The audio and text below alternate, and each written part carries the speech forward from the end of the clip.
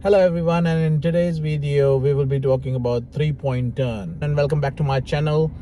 This is your testing officer from New South Wales, helping you pass your driving test in a easiest possible way watching these videos. So as we all know, we have three maneuvers in our driving test. One is a curbside stop, then a reverse parallel park, and a three-point turn. So three-point turn is pretty much making a U-turn but in the narrow spaces.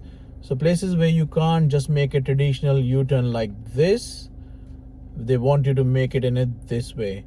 So basically at one point in your driving test, your testing officer will tell you, okay, we will pull over to the left and we will make a three-point turn and we will go in the opposite direction. The road you will be making your three-point turn, it will be a narrow road, so you have to use your forward and reverse gears.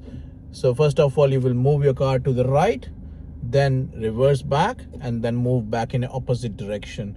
When I will be showing you this, I'll be doing a full steering wheel locks, which is obviously not a best technique when you driving your car daily, but since it's only a driving test, it's only one day, I don't mind if you do it. There is no negatives for that if you use a full steering wheel lock, which is also called as dry steering.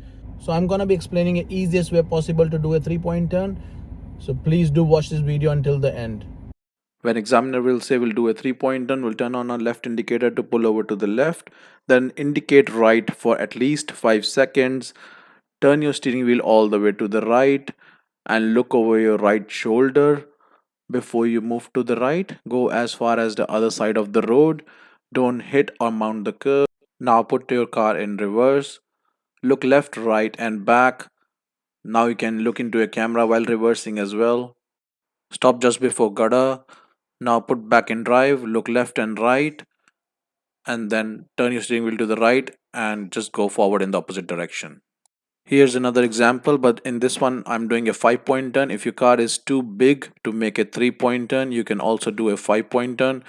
Similar process, pull over to the left, left indicator, turn on your right indicator for 5 seconds, move all the way to the right, look over your right shoulder. Now reversing your car, look left, right and back, go as far as don't hit the curb, and then turn to the right, check left and right, move forward.